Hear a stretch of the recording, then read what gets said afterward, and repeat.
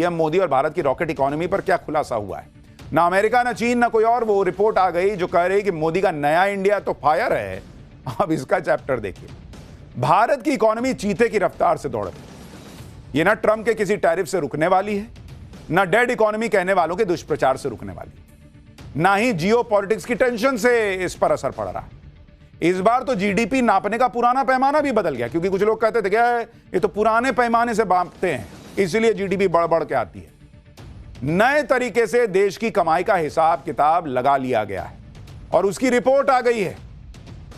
भारत की ग्रोथ नए तरीके से सारे आकलन करने के बाद भी बम्पर उछाल मार रही है। आप देखिए कि जीडीपी के कैलकुलेशन के नए तरीके के बावजूद भारत की जीडीपी ग्रोथ का अनुमान 2026 के लिए 7.6% पर पहुंचा हुआ है, जबकि इसके पहले 7.1% की ग्रोथ का अनुमान था। सोच रहे हैं नए तरीके से मापे तो और बढ़ गया।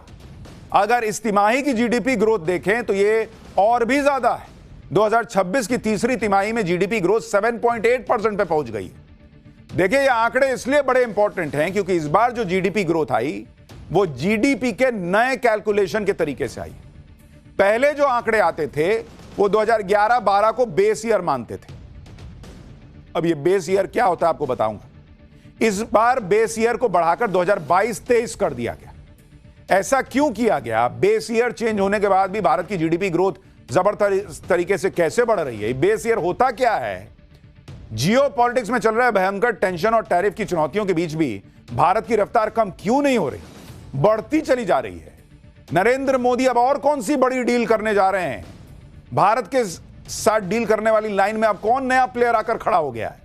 सब दिखाऊंगा, लेकिन पहले एक ट्रेलर देखिए। India has been the fastest growing major economy in the world. We will be among the top 3 economies globally. We are committed to expanding trade.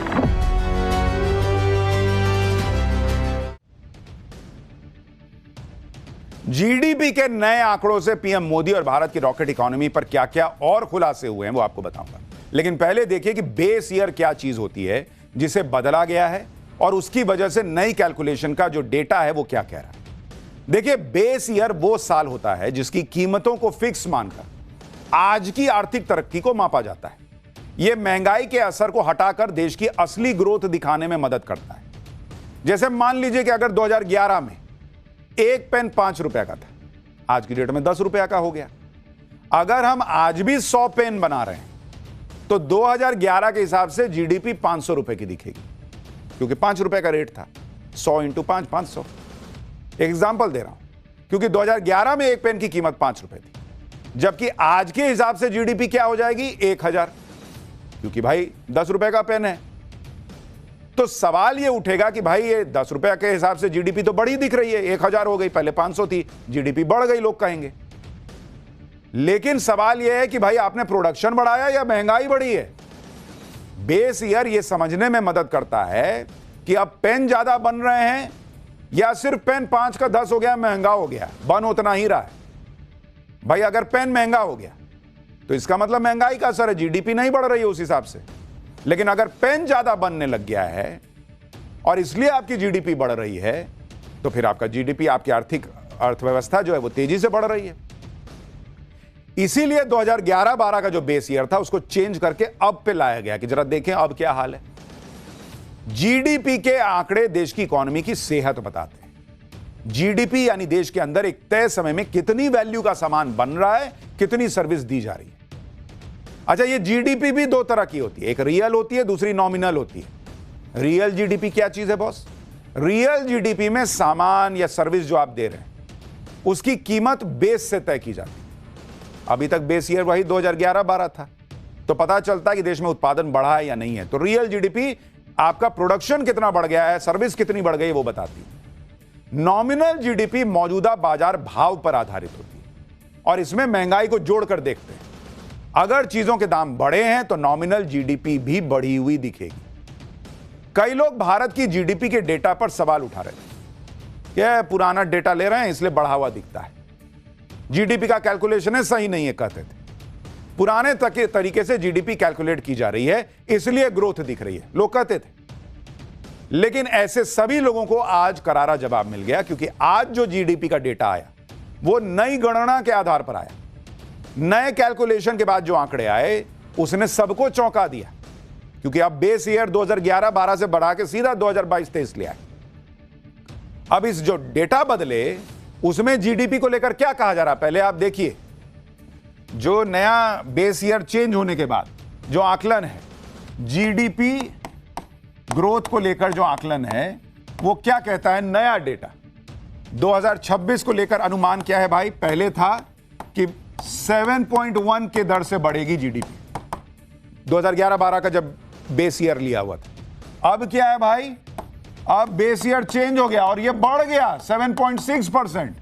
तो जो लोग ये कह रहे थे कि अरे झूठे 7.1 दिखा रहे हैं, ये तो और नीचे चला जाएगा, अरे यहां बढ़ गया बॉस, 7.6 हो गया।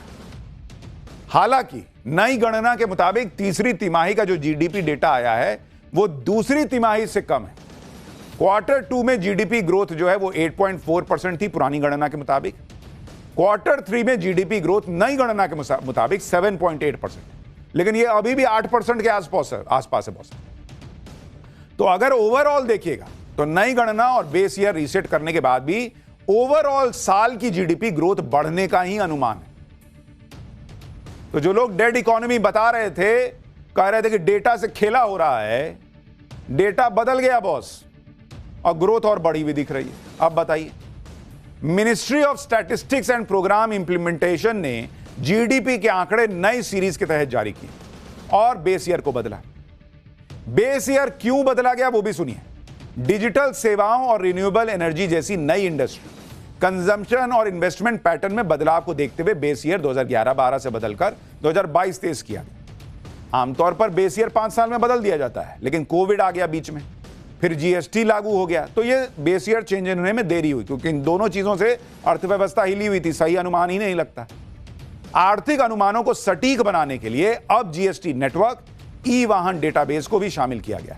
साथ ही घरों में काम करने वाले कुक, ड्राइवर, घरेलू नौकरों की सेवाओं से जुड़ा डेटा भी शामिल कर लिया गया। इस बदलाव से जीडीपी का सटीक आंकड़ा और इकोनॉमी की वास्तविक रफ्तार पता चल पा रही है। भारत की तुलना में दूसरे देशों की क्या स्थिति है वो भी देखिए। भाई, भारत की जीडीपी की ग्रोथ का अनुमान तो 7.6% है डेटा चेंज होने के बाद भी। चीन की जीडीपी का ग्रोथ का अनुमान 2026 में 4.8% है बॉस। यूके का 1.4%, जापान का हाल है 0.8%। ये 1% की ग्रोथ नहीं हासिल कर पा रहे। वो डोनाल्ड ट्रंप इतना कूद रहे हैं।